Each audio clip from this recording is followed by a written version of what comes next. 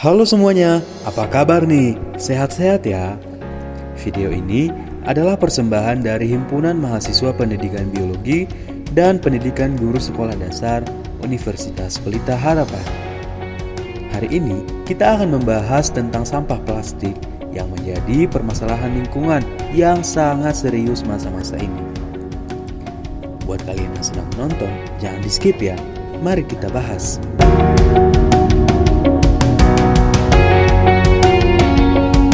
Tahukah kamu kalau Indonesia adalah negara penyumbang sampah plastik kedua terbesar ke laut di dunia? Indonesia membuang 187,2 juta ton sampah plastik ke laut. Data tersebut dipublikasikan pada tahun 2015 oleh Jenna Jambek, seorang profesor teknik lingkungan dari University of Georgia, Amerika Serikat. Wah, menyedihkan sekali ya nasib bumi, khususnya laut yang harus menampung sampah sebanyak itu. Padahal, bumi adalah satu-satunya planet tata surya yang dapat dihuni oleh makhluk hidup, khususnya manusia. Ya, pastinya kita sudah tahu ini. Tuhan menciptakan segala sesuatu dengan sangat baik, dengan segala keunikan dan ciri khas isinya. Bumi awalnya sangat indah, asri, tidak ada pencemaran lingkungan, baik udara, air, tanah, dan sebagainya. Namun, semakin tua usia bumi, manusia semakin maju dan zaman menjadi lebih praktis. Cara manusia untuk hidup menjadi lebih praktis dan mudah, mulai dari penggunaan kendaraan yang menyebabkan polusi, hingga penggunaan plastik kemasan untuk mempermudah manusia mengemas sesuatu. Banyak peralatan manusia saat ini yang terbuat dari plastik, mulai dari kantong belanja, botol minum, dan sebagainya. Sekadar info nih, plastik terbagi menjadi 7 berdasarkan dengan bahan dan sifat penggunaannya. Tapi sebelum itu, lebih baik kalian siapkan pulpen dan kertas atau konsentrasi ya, untuk mengingat hal-hal yang penting. Karena di akhir video, akan ada pertanyaan yang bisa kalian jawab yang berkaitan dengan pembahasan video ini.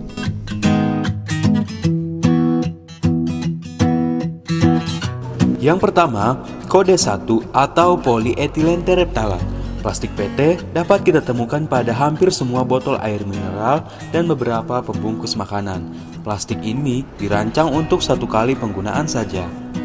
Kemudian, ada high density polyethylene atau kode 2.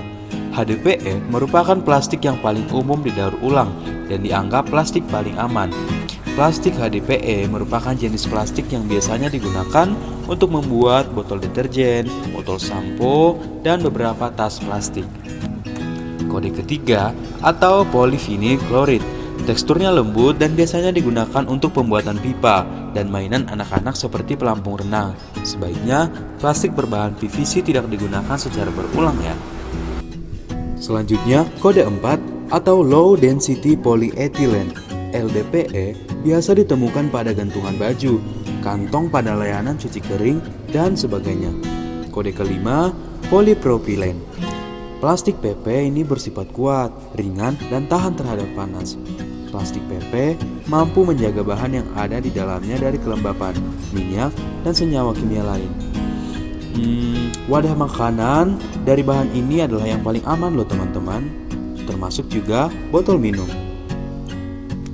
Selanjutnya, kode 6 atau polystiren. Polystiren atau styrofoam merupakan plastik yang murah, ringan, dan mudah dibentuk.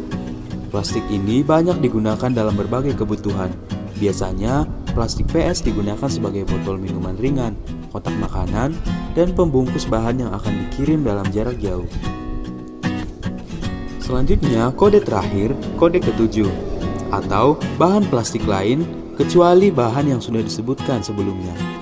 Plastik ini biasa digunakan untuk membuat aksesoris kendaraan. Namun, ada juga pabrik yang menggunakan plastik ini sebagai bahan baku botol minuman bayi dan wadah tempat air. Nah, banyak ya jenis plastik dan manfaatnya. Tetapi, penggunaan plastik ini justru menimbulkan permasalahan lingkungan loh teman-teman.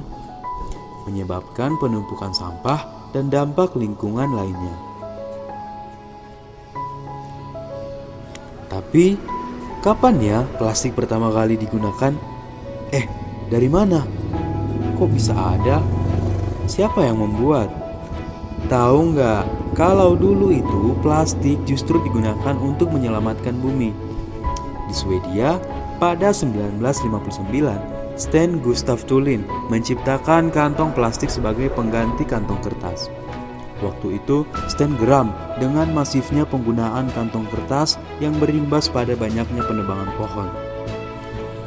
Dia pun menciptakan kantong plastik yang tahan lama dan bisa digunakan berulang kali. Seiring berjalannya waktu, kenyamanan dan kepraktisan kantong plastik malah membuatnya jadi sampah. Orang-orang tidak lagi menggunakan kantong plastik berulang kali, melainkan sekali pakai. Toko-toko mulai menggunakan plastik untuk mengemas barang jual. Hal tersebut pun menjadi semakin umum saat ini. Di Indonesia saja, setiap satu toko atau gerai menghasilkan 300 lembar plastik setiap hari. Data tersebut dilaporkan oleh Kementerian Lingkungan Hidup atau KLHK. Ada 32.000 gerai atau toko yang tercatat sebagai anggota Aprindo di seluruh Indonesia. Toko-toko tersebut akan menghasilkan 9,6 juta kantong plastik per hari atau setara luasnya 21,024 hektar per tahunnya. Dan 50% dari keseluruhan kantong plastik tersebut hanya akan digunakan sekali dan langsung dibuang. Wah, banyak sekali ya. Pada tahun 2010 saja, ada 275 juta ton sampah plastik yang dihasilkan di seluruh dunia. Dan dari 275 juta ton sampah tersebut, 4,8 sampai 12,7 juta ton diantaranya terbuang dan mencemari laut. Sebagian besar sampah yang terbuang ke laut tidak akan menghilang ataupun terurai dengan cepat, tetapi akan berubah menjadi partikel-partikel kecil yang disebut dengan mikroplastik. Mikroplastik ini dikhawatirkan akan dimakan ataupun termakan oleh ikan kecil ataupun sedang, yang selanjutnya ikan tersebut akan termakan oleh predator lainnya. Dalam jangka panjang, akumulasi mikroplastik ini akan berubah menjadi racun dan mengancam kualitas pangan yang ada. Dan yang paling berbahaya, ikan-ikan ini akan dikonsumsi oleh manusia. Sampah-sampah tersebut memang sangat berbahaya dalam kelangsungan hidup makhluk hidup. Misalnya saja ikan paus yang satu ini. Media berita CNN pada 4 Desember 2019 melaporkan seekor paus jantan yang mati akibat menelan 100 kg sampah. Hal tersebut pastinya dapat terjadi karena banyaknya manusia yang tidak bertanggung jawab, membuang sampah sembarangan, dan menggunakan plastik secara berlebihan, sehingga menciptakan tumpukan sampah di suatu tempat dan sebagian besarnya yang terbuang ke laut. Sampah yang tidak terkelola dan pola masyarakat membuang sampah di sungai ataupun kawasan pesisir menjadi faktor pendukung adanya sampah lautan. Air permukaan, baik yang mengalir maupun yang tergenang seperti danau, waduk, rawa, dan sebagian besar air bawah permukaan, sungai-sungai, bergabung satu sama lain dan membentuk sungai utama yang membentuk seluruh air permukaan di sekitar daerah aliran sungai menuju laut. Teman-teman tahu tidak, kalau setiap orang menggunakan setidaknya 2 kantong plastik dalam sehari, baik itu kantong belanja, bungkus makanan, dan sebagainya. Sehari 2 lembar, artinya dalam 1 tahun, setiap orang menyumbang 700 lembar sampah plastik. Setiap tahunnya loh teman-teman. Dan daerah dengan penyumbang sampah terbesar di Indonesia adalah DKI Jakarta dan Jawa Barat. Hal ini disebabkan karena jumlah penduduk Jawa Barat menjadi yang terbesar di Indonesia. Sementara di Jakarta, penduduknya kan lebih trendy nih. Jadi perilaku masyarakatnya lebih simpel dan perlu yang cepat. Sampah yang dihasilkan pun masih kurang dikelola dengan baik. Hal tersebut dipengaruhi oleh rendahnya kesadaran masyarakat untuk memilah dan membuang sampah pada tempatnya. Jika dibandingkan dengan negara lain, Indonesia baru mempunyai Undang-Undang Pengelolaan Sampah pada tahun 2008, sedangkan Jepang sudah sejak 100 tahun yang lalu dan Singapura sejak 40 tahun yang lalu. Sampah plastik juga berisiko menekan kegiatan perekonomian Indonesia, sebab Berdasarkan buku saku Kementerian Pariwisata, sektor pariwisata Republik Indonesia menyumbang 9% terhadap produk domestik bruto atau PDB tahun 2014. Adanya polusi perairan tentu saja akan berdampak pada penurunan kinerja pariwisata Republik Indonesia. Apalagi nih ya, dunia internasional menilai daya tarik utama pariwisata Indonesia dari perairan. Sampah plastik juga tentunya memberikan pengaruh yang sangat buruk bagi kesuburan tanah. Melihat banyaknya permasalahan yang ditimbulkan oleh sampah plastik, lantas apa yang dapat kita lakukan? Kita harus memberikan solusi untuk pengolahan limbah plastik yang ada saat ini. Jika kita melakukan pengelolaan atau daur ulang sampah, pasti tingkat pencemaran sampah akan semakin menurun dan pencemaran lingkungan semakin berkurang. Kita akan bahas nih beberapa solusinya. Pertama, berkreasi. Kita dapat menggunakan kantong belanja kita secara berulang-ulang dan mengolahnya jika sudah rusak. Apalagi saat ini kan kita hanya di rumah untuk menaati peraturan PSBB. Dari rumah, kita dapat mengolah sampah plastik untuk menjadi karya, bahkan menjadi usaha baru kita, seperti membuat tas dari bungkusan kopi, dompet, dan yang lainnya. Keren kan? Masih banyak lagi pemanfaatan daur ulang. Kan lumayan, bisa bergaya namun tidak mengeluarkan uang yang besar. Bahkan sekaligus melindungi bumi kita. Tapi sekarang lagi stay home ya. Kira-kira apa ya yang bisa kita lakukan? Nah, apakah kalian tahu bahwa ada sebuah cara untuk mengurangi limbah sampah plastik dengan membuat eco-brick? Eco-brick itu apa? Penasaran kan? Eco-brick adalah cara lain utilisasi sampah-sampah non-biologikal selain mengirimkannya ke pembuangan akhir. Fungsi dari eco-brick bukan untuk menghancurkan sampah plastik, melainkan untuk memperpanjang usia plastik-plastik tersebut dan mengolahnya menjadi sesuatu yang berguna, yang bisa dipergunakan bagi kepentingan manusia pada umumnya. Bagaimana ya cara membuatnya? Mudah. Pertama, kalian harus mengumpulkan sampah plastik termasuk botol. Kalian dapat menggunakan plastik apa saja ya. Variasi warna sampah akan membuat tampilan eco-brick menjadi lebih menarik nantinya. Kemudian, sampah dibersihkan, dikeringkan, dan diubah menjadi bagian-bagian kecil, lalu dimasukkan ke dalam botol plastik. Ketiga, dengan bantuan kayu, sampah-sampah tersebut dipadatkan agar tidak ada ruang kosong pada botol.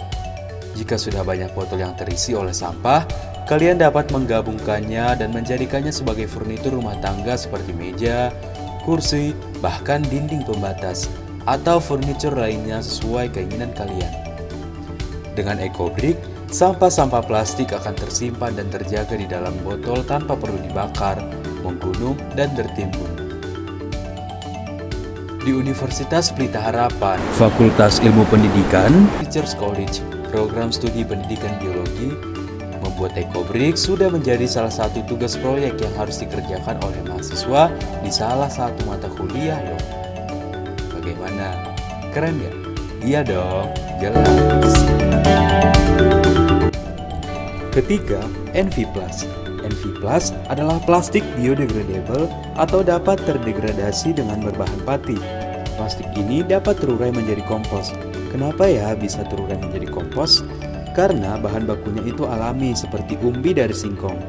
NV+ ini dapat terdegradasi pada suhu tanah normal dan juga pada tekanan yang normal pula. Jadi, saat berada di tanah dapat terurai dengan sendirinya tanpa memakan waktu yang lama.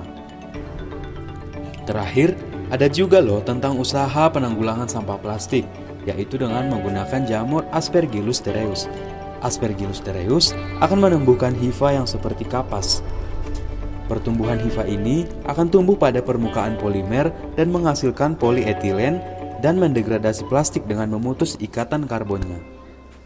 Wah, menakjubkan ya ciptaan Allah yang Maha Kuasa. Ia senantiasa menciptakan semua ciptaannya dengan keunikan dan kemampuan yang berbeda untuk bertahan hidup, dan bahkan mampu mengurangi masalah yang diakibatkan oleh manusia seperti polutan plastik yang ada saat ini. Wah, banyak ya solusi yang dapat kita gunakan. Tetapi, satu-satunya solusi terbaik adalah dengan menggunakan setiap barang seperti kantong belanja, secara berulang-ulang. Jika rusak, diperbaiki, dan jika sudah tidak dapat digunakan, lebih baik didaur ulang. Sesuai pernyataan di awal, kita ada pertanyaan nih buat pemirsa. Silakan jawab pertanyaan berikut dan kami berharap kalian dapat memberikan feedback untuk video ini. Kalian dapat scan langsung barcode yang ada di layar atau klik link yang tersedia di deskripsi. Mari teman-teman semua untuk menjaga bumi serta menggunakan plastik secukupnya.